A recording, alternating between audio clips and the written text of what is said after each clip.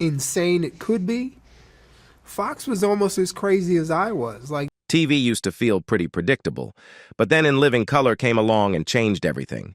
It shattered expectations and had us laughing like never before. The show was bold, brash, and unapologetically raw. It wasn't just entertainment, it was a cultural game changer. But, like all revolutions, it eventually came to an end. So, what caused its abrupt cancellation? Was it network politics, creative clashes, or did Fire Marshal Bill stir up a storm that couldn't be contained? Buckle up for a wild ride as Keenan Ivory Wayans finally reveals the darkest secrets behind In Living Color. Expect a deep dive into the high-stakes world of TV, from hires and fires to rumored romances and all the juicy details. But before all of this, we certainly made his life a challenge.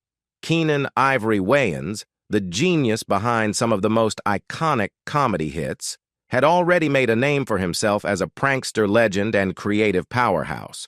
From his early days in comedy to his remarkable success in Hollywood, Wayans has been stirring the pot and delivering laughs for decades. So what's the latest buzz? This is the VIPs, very, very important people.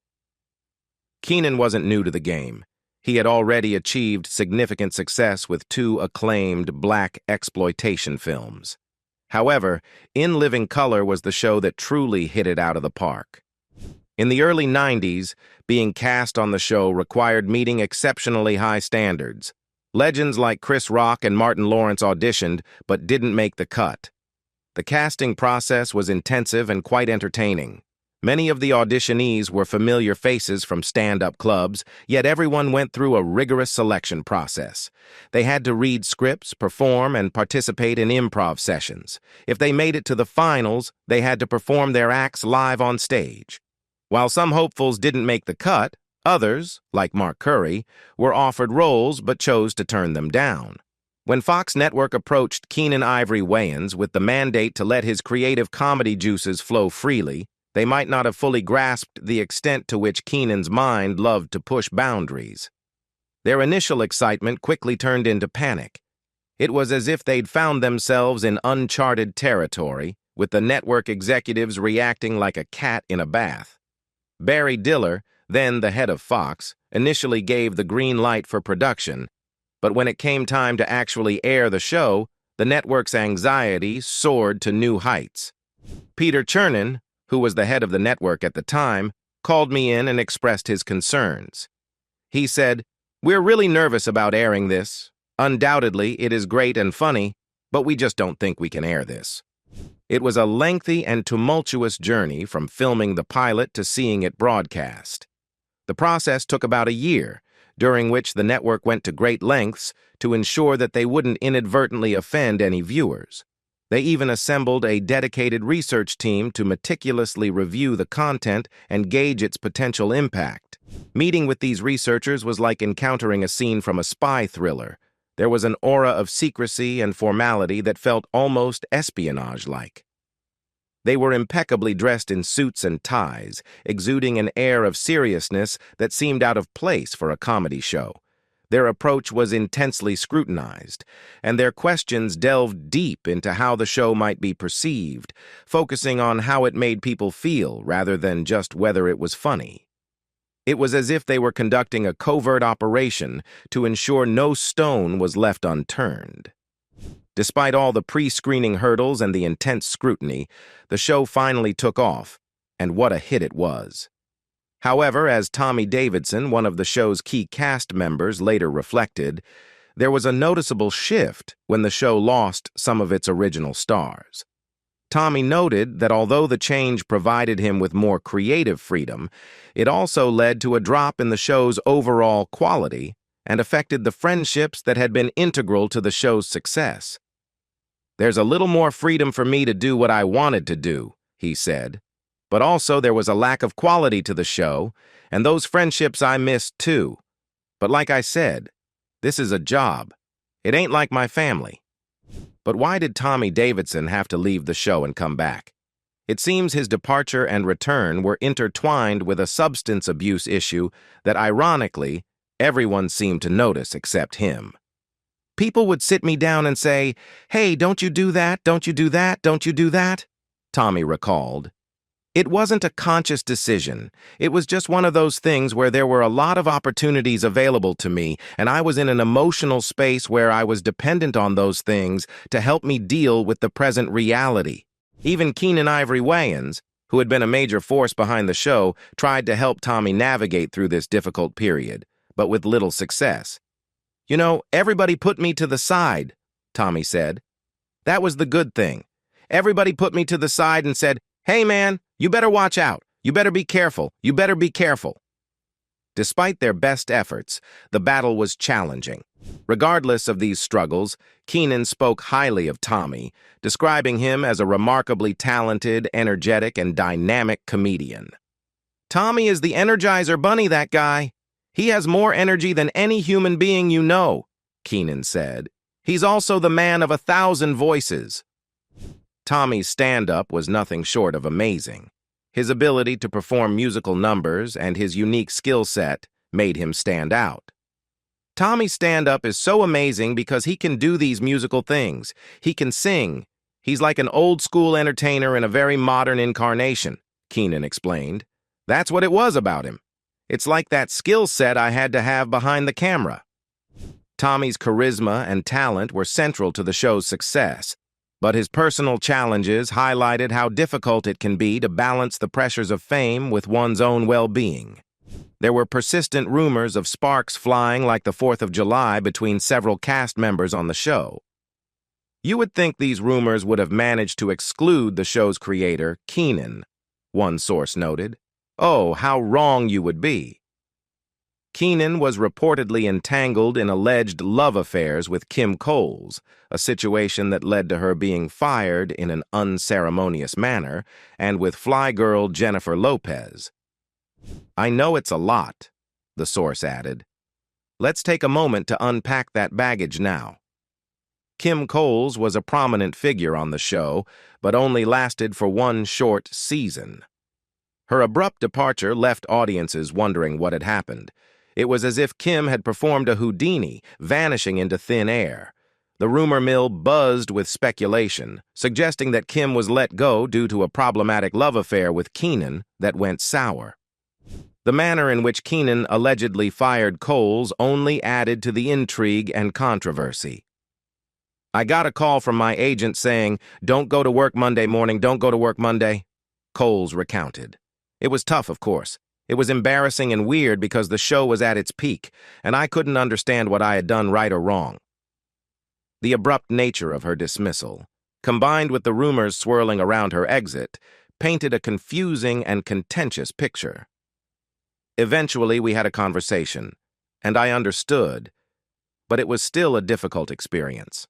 The politics behind the scenes of In Living Color are a tangled web that has left many speculating about shady business. Kim Coles has publicly suggested that her firing was influenced by Keenan's sister, Kimberly Wayans, who was also on the show. According to Coles, Kimberly was given preferential treatment, which hampered Kim Coles' opportunity to shine. Kim is of the opinion that Keenan fired her because of his little sister Kimberly Wayans, a source explained.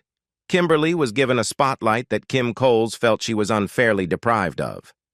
Keenan himself has addressed the situation with his characteristic humor, but his comments didn't quite clear up the confusion surrounding the decision.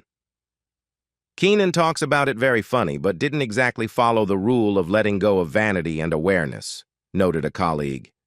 And that's why it didn't work out as smoothly as it could have. In Living Color served as a launching pad for many Hollywood careers that we now recognize, with Jennifer Lopez being one of its standout talents.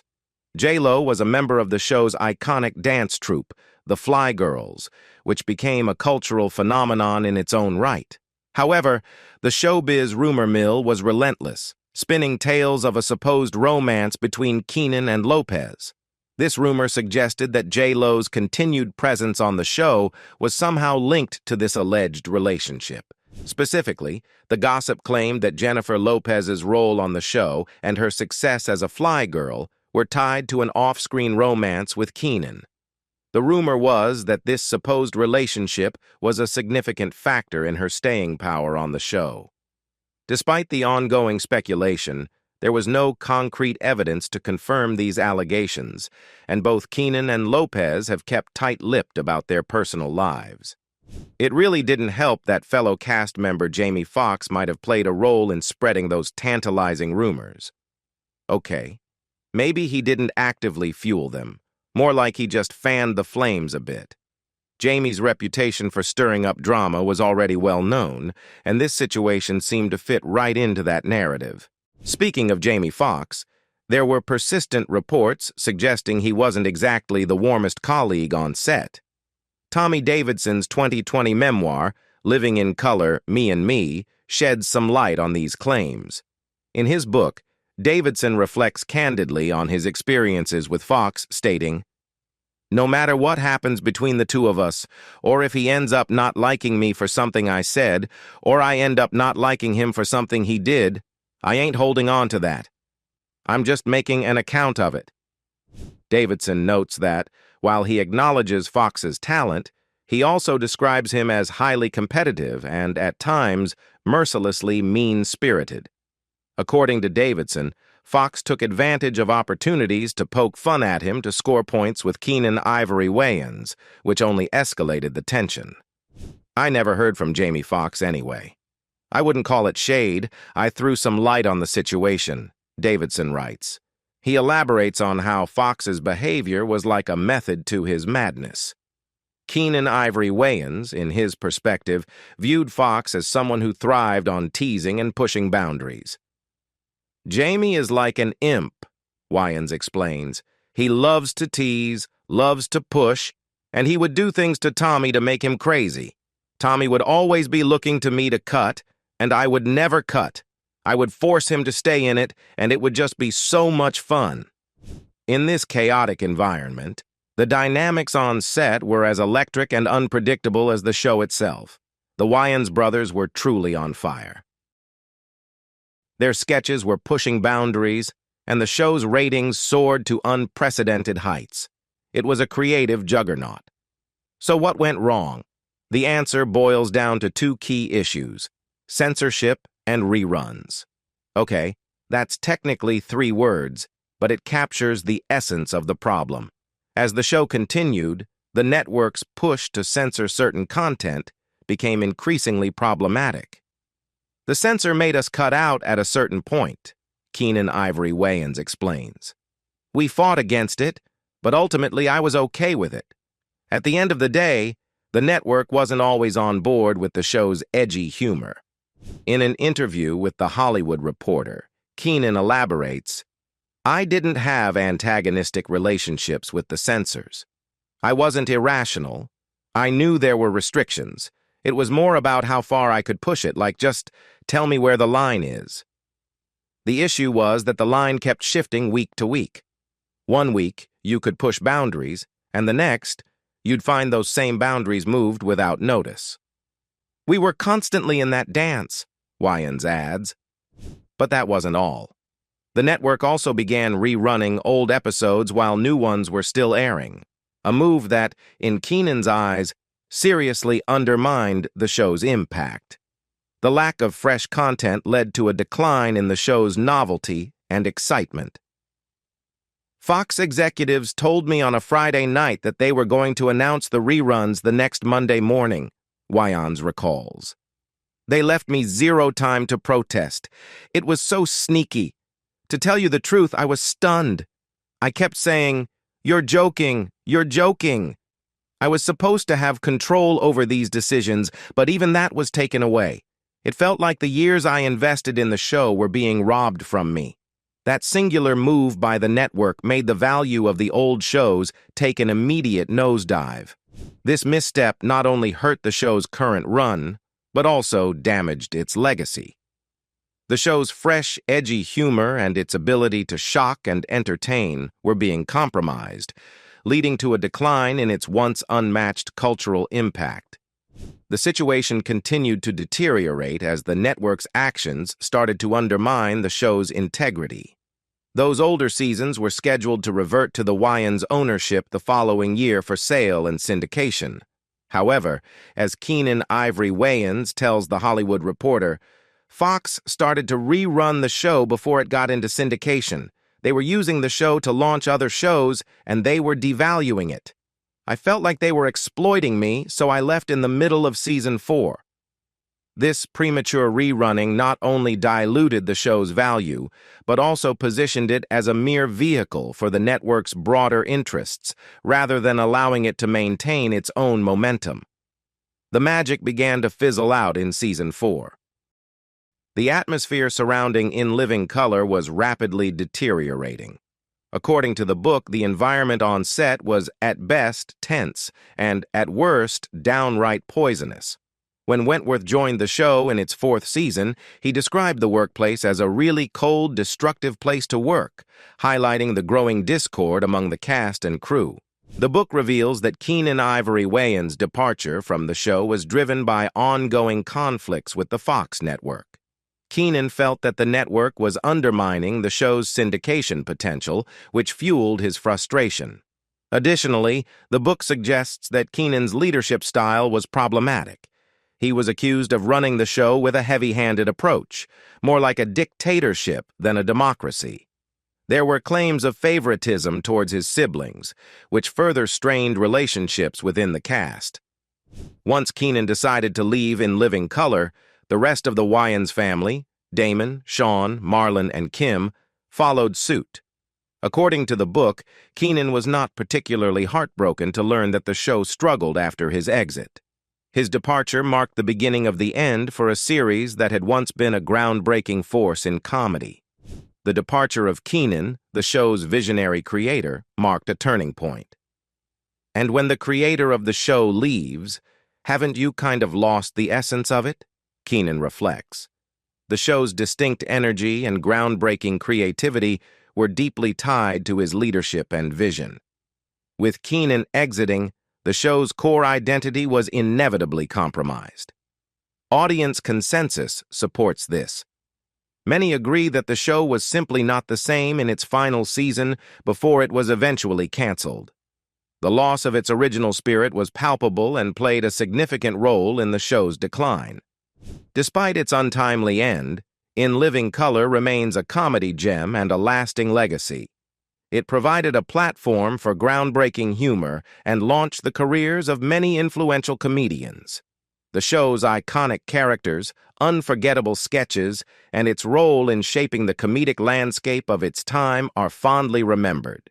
Even though it ended too soon, its impact continues to be felt, and its contributions to comedy are celebrated by fans and industry insiders alike. In Living Color's impact would not be soon forgotten. Reruns of the show have been extremely popular. Bruno Mars paid homage to the opening credits in his Finesse music video, and there were even talks of doing a reboot in 2012. But what the cast has been up to since this comedy classic? See what the players have been up to since the show ended in 1994. Keenan Ivory Wayans. After In Living Color, Wayans continued to build an impressive career, primarily in the realm of spoof films, including launching the successful Scary Movie franchise. His last directorial project was the 2006 film Little Man. In addition to his film work, he made a guest appearance as a judge on Last Comic Standing in 2014 and wrote an episode for The Last OG in 2020. Damon Wayans. Damon Wayans became a beloved figure on In Living Color.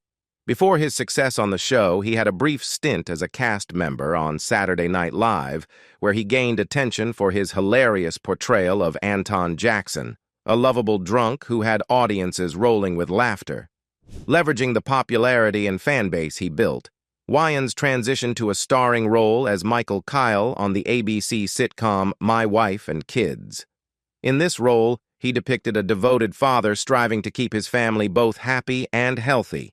The show, which also featured Tisha Campbell as his wife, provided a warm and positive depiction of black families while tackling relatable family issues. Wayans continued to showcase his versatility by playing a detective in the dramedy Lethal Weapon for 3 years, until 2019. He is now gearing up to star in the upcoming series Papa's House, which will feature his son, Damon Wayans Jr., Tommy Davidson. Tommy Davidson was one of the few cast members who stayed with In Living Color from its beginning to its finale. Throughout the show, Davidson not only held his own, but truly excelled in skits with his fellow cast members. His impressive ability to find comedic chemistry with everyone he worked with highlighted his extraordinary talent. Beyond In Living Color, Davidson made notable appearances on Martin, All That, The Bernie Mac Show, and many other shows. One of his most beloved roles was voicing Oscar Proud on Disney Channel's The Proud Family. While the show primarily focused on Penny, the eldest daughter, Oscar was a crucial part of the family dynamic. His character, an overprotective father with a bit of a chip on his shoulder due to a lack of respect from his mother, became memorable for his distinctive phrases and animated outbursts. Although the original run of the show ended in 2005, Davidson reprised his role for the 2022 reboot on Disney+, Kelly Caulfield Park. Kelly Caulfield Park was a standout on In Living Color, known for her impressive range of characters and distinctive voices. As a key cast member for 4 seasons, she left a lasting impact and was greatly missed in the show's final season. Her departure from In Living Color didn't end her collaborations with her co-stars. She continued working with the Wayans family, appearing in Scary Movie as a high school teacher who shouldn't be left alone with kids, playing a jeweler in Little Man, and taking on a smaller role in an episode of My Wife and Kids. More recently, she appeared as a judge on the popular series How to Get Away with Murder in 2019. David Alan Grier. David Alan Grier was a standout presence on In Living Color, staying with the show from its first to its 5th season. He was celebrated for his dynamic celebrity impressions and his ability to bring a range of characters to life, with his blues musician impersonation remaining a fan favorite. Following his time on the show, Grier appeared in a variety of comedies and light-hearted projects, including Boomerang, Jumanji, 1995, and Keenan and Kel. However, as his career progressed, he began to explore more dramatic roles. He took on the part of an alcoholic named Stymie in the independent film The Poker House, starring alongside Jennifer Lawrence, Selma Blair, and Chloe Grace Moretz. Before In Living Color, Grier enjoyed a flourishing Broadway career, with notable roles in Dreamgirls and The First. As of the end of 2023, he will return to his musical theater roots with a role in the movie adaptation of The Color Purple, produced by Steven Spielberg, Quincy Jones, and Oprah Winfrey. Kim Wayans. Actress and comedian Kim Wayans captivated audiences with her spot-on imitations of celebrities like Oprah, Vanessa Williams, and Whitney Houston.